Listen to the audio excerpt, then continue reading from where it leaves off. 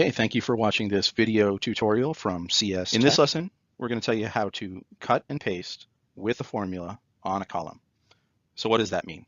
That means you take a column in Excel, perform some formula or operation on each of the values of the column, copy the resulting values after the formula has been applied, and basically paste it over into the same column so that you now have new values in that column. Okay, for a lesson plan, the first thing that I'll do is show you the old way of doing things, which is basically to take a column, insert a column to the right of it, a temporary column, do a formula and copy those values and paste them back into the target column. We'll create a button in the ribbon, which will kick off our entire macro. We'll create a form. The form will be the place to input which text we want to select and cut out using the substitute formula. And then we'll tie the button into the form so that once you click the button, the macro executes. Okay, so for this demonstration, we're going to use fantasy football, and it's great because there are so many columns of data, and often you want to reformat the data in one column depending on the values in another column. And the old way of doing that would basically be to take the column that we're trying to edit. Let's say we want to edit the player column. We'd insert a new column to the right of that. And then what we do is we would extract the team name and the position values using a substitute formula referencing columns C and D, the team and position columns. And that's fine. That will produce the required result. We would select the entire table column, copy it, go back to our target column, which is the player column, and paste special, pasting over the original values in the player column. And then to clean up, we would delete the temporary column. So that's the old way of doing things. It takes a lot of steps. Let's roll that back. It takes a lot of steps and it can be cumbersome. Do a quick save here. So to do it in a more automated way, we'll go into our Visual Basic Editor. And what we're going to do is we're going to start by creating a sub-procedure. We'll call it cut from in this case. The reason that we need a sub-procedure is because we want to have something in the ribbon, a button in the ribbon to kick off this entire macro. So by creating an empty sub-procedure with no code in it, that's good enough to display in the macro commands that are available and to put the button there as a placeholder. That will be the button that we'll use to kick off the entire macro. So now let's get into the code. How does this work? Well, the first thing that we're going to want to do is we're going to want to create a user form. And the reason why we want to do that is because we want to be able to specify which other columns contain the data that are going to be the reference to cut out certain data in our target column, the player column. So just as we did with the form, let's rename the actual name of the label to label text input. And for the caption or the text that the user actually sees, let's rename that as well. And we can just put in text colon. If you like, you can do a little bit of formatting. If you click on the font value and then the little button with the 3 dots, you'll be able to change the size of the font. And we'll drag that over. Good. Now the next thing we'll do is we'll create the text box input. This is where the user will actually input the text containing the references to the other columns in much the same way that the user would do that in a formula, in a substitute formula. We'll rename it text input, do a little bit of aesthetic formatting, and then let's put in a command button. The command button is going to, which we'll label button submit, is going to tell us that the user has input the text in the text box and it's okay to proceed with the macro. Okay, there's our button. So now we need some way to display this form, and we also need to figure out what happens when the user clicks the button. So we double click the button in the form to get us to a special editor for the button. We'll declare a string, cut string, and we'll say that the string equals form cut from dot text input dot value. So we can reference the form simply by its name, which you see in the project manager in the left pane here. And then any attributes of that form, such as the text input or the button, are referenced by name as well. We will disable the form. We don't want the form to do anything after the user has clicked the submit button. So form cut from dot enabled equals false. And then what I'm doing is I'm referencing a private subprocedure, or actually a function, called cut from values. We haven't constructed that function yet, but we will. And what that is going to do is that's going to take the string that the user has submitted and feed it into the rest of our macro. It's also going to reference the column that is the target column that we want to affect a change on, such as the player column in our example. So now we go back into the main macro, the main module, and we're going to declare some object variables. We want to declare the column. That's going to be the column that is active when the user clicks the button in the ribbon. We declare it as an Excel.range. We want to declare the text that we receive from the form as a string. And now we can do some basic work in our main subprocedure. So we'll call it active cell, dim a cell is Excel.range. We want to define the active column. That will also be a range.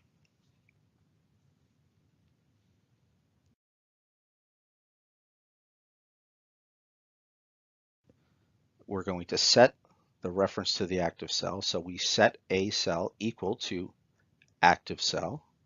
That tells us what cell is active when the button has been clicked. From the active cell, we can derive the target column or the active column. So we'll set a call equal to a cell dot columns dot entire column. And let's just change the declaration there. So it's capitalized. I like to capitalize objects that I can work with and not capitalize strings and numbers and integers and other things like that that don't have sub-properties, just a convention that I use. Now we want to display the form. And remember, this procedure is going to be kicked off from the user clicking the button. Form cut from dot show. And then we have a choice between VB modal or VB modeless. A modal form blocks out all other interaction with the spreadsheet, which is what we want. We could do modeless, and then the user could go back and do some other work and maybe forget about the fact that the form has been displayed. So in this case, we're going to choose modal over modeless. And then we're going to start constructing our function, the one that we referenced in the button click procedure. Cut from values. By value active column as excel.range, and by value string as string. We'll put in some stop points here and test it out just to see if this is working as we expect. So we clicked on the first row in the player column, we click the button, and we see that the cut from procedure is run. If we run through it, we'll see that it is producing the strings that we want. The form is displaying, and it's producing data that we can work with.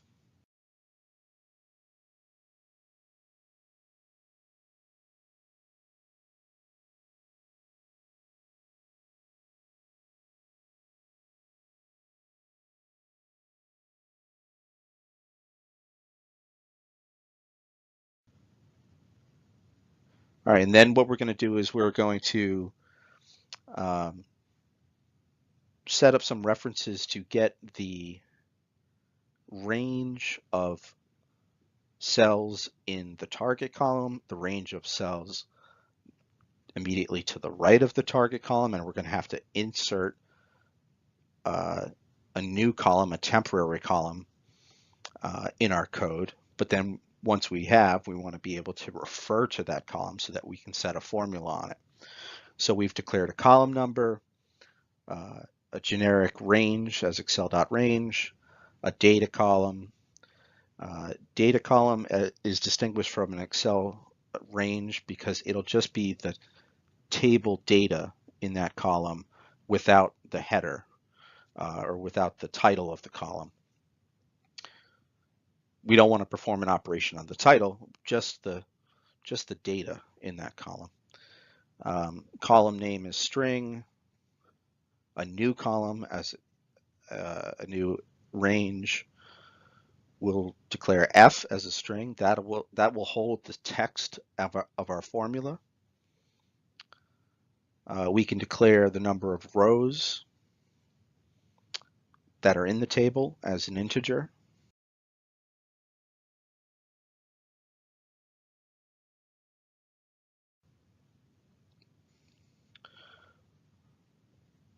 So the first thing we're going to do is, rather than get only the active column,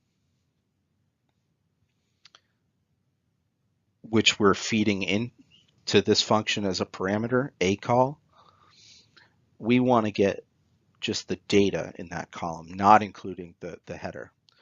So we'll find the column number, acol.column. We'll set the data column equal to acol.listObject.listColumns.item, and then call number will be the index. So we first got the index from the active column, and then we fed it into the list object to tell us what data column we're trying to get. So to see that we don't want to get player and row 4 through 16, we only want to get the rows underneath the player title, and that's what we're doing here. We're going to set the data range to datacall.dataBodyRange, and that's a key piece right there, because data body range is distinguished from a simple range in that it does not include the header or the title. So we'll set data range to data body range. We can get the column name. Column name equals datacall.name.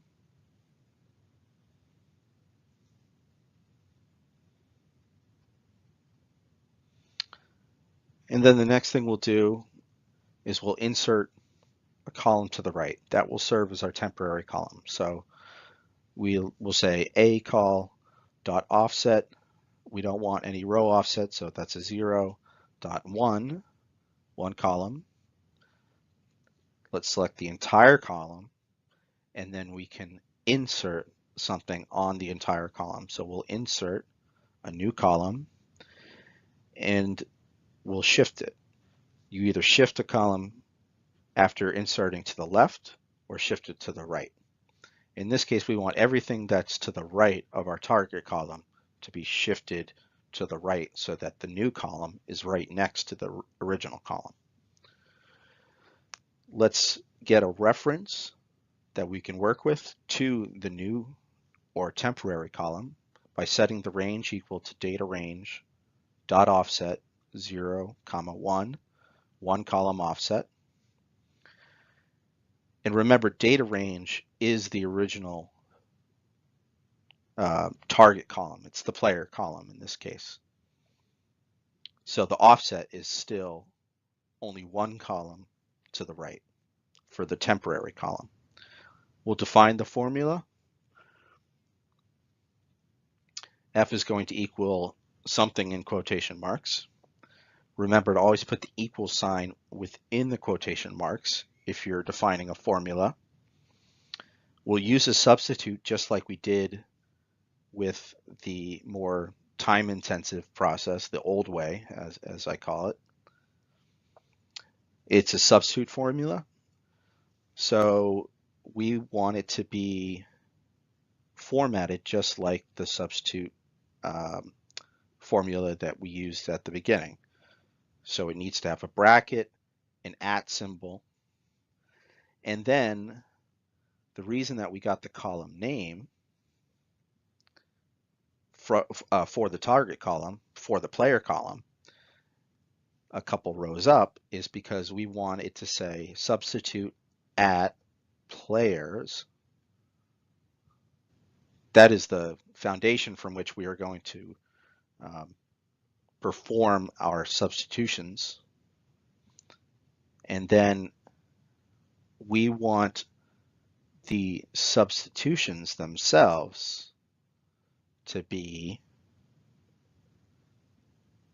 the string that we are feeding in this function from the form.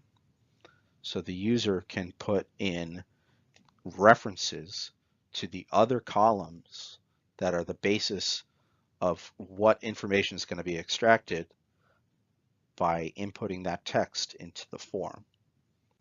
That is the foundation from which we are going to perform our substitutions. And then we want the substitutions themselves to be the string that we are feeding in this function from the form. So the user can put in references to the other columns that are the basis of what information is going to be extracted by inputting that text into the form. And then what we're going to do is we're going to include 2 character 34s, basically saying cut out that matching information. So we're going to perform a substitution on the player column, referencing the other columns that the user specifies, and this is always going to result in cutting out those values. We're not going to change them, we're just going to get rid of them. So this is very much kind of a search and delete type of function.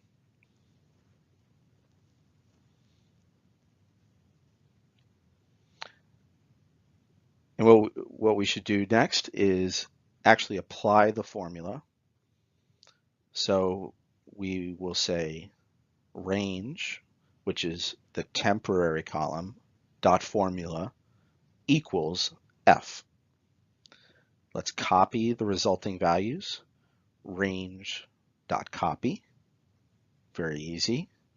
And let's paste the values back into the player column or the target column. and we'll say range, which is still the temporary column, dot offset. To go to the left, we'll use -1 for the column reference, dot paste special. And then we have an option of what we're pasting special, what kind of paste. We'll choose Excel paste values so that we don't have any lingering formulas anywhere. Then let's hide the user form because we're done with it. Form.cutFrom.hide.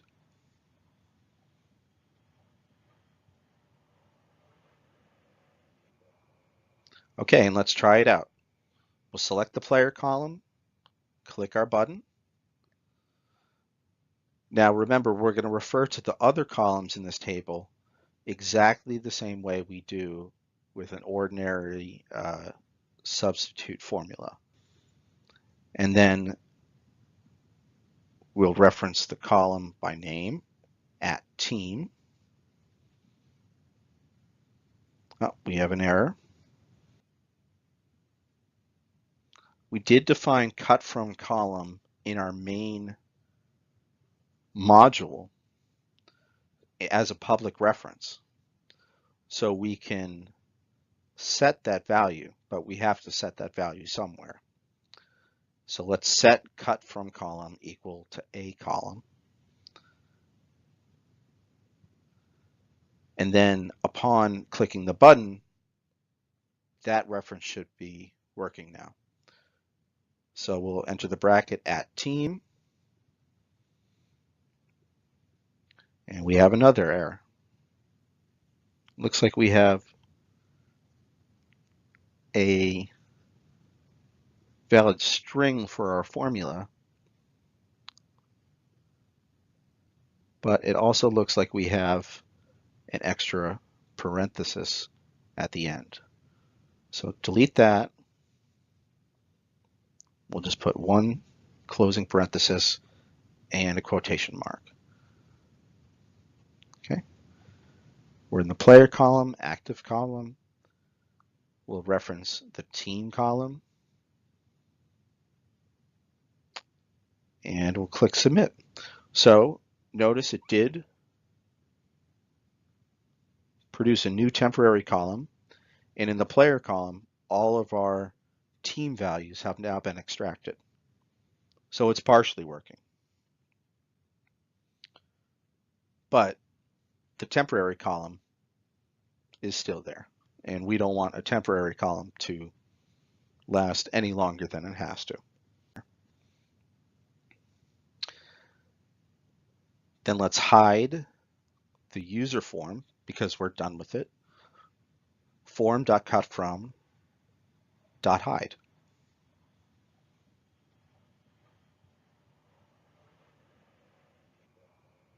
Okay, and let's try it out.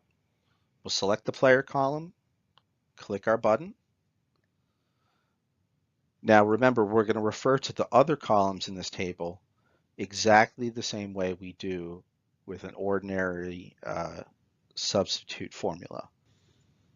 And then we'll reference the column by name at team. Oh, we have an error. We did define cut from column in our main module as a public reference. So we can set that value, but we have to set that value somewhere. So let's set cut from column equal to a column. And then upon clicking the button, that reference should be working now. So we'll enter the bracket at team. And we have another error. Looks like we have a valid string for our formula, but it also looks like we have an extra parenthesis at the end. So delete that. We'll just put one closing parenthesis and a quotation mark. We're in the player column, active column. We'll reference the team column. And we'll click submit. So notice it did produce a new temporary column. And in the player column, all of our team values have now been extracted. So it's partially working. But the temporary column is still there. And we don't want a temporary column to last any longer than it has to. Let's make sure we include the deletion. So we'll delete the temporary column. Range dot entire column dot delete.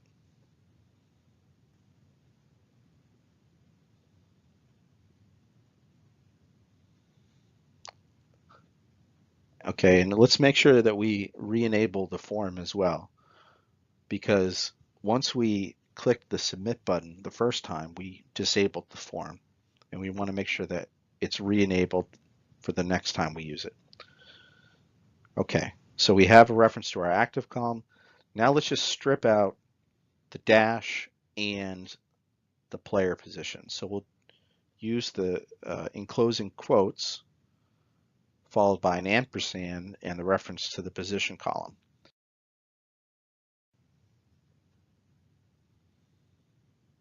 All right, and if we go to the player column, click our button in the ribbon, we can extract the team column, the dash, and then the position column. And if everything works right, when we click submit, we should see, as we do, a perfectly formatted player column with no temporary columns.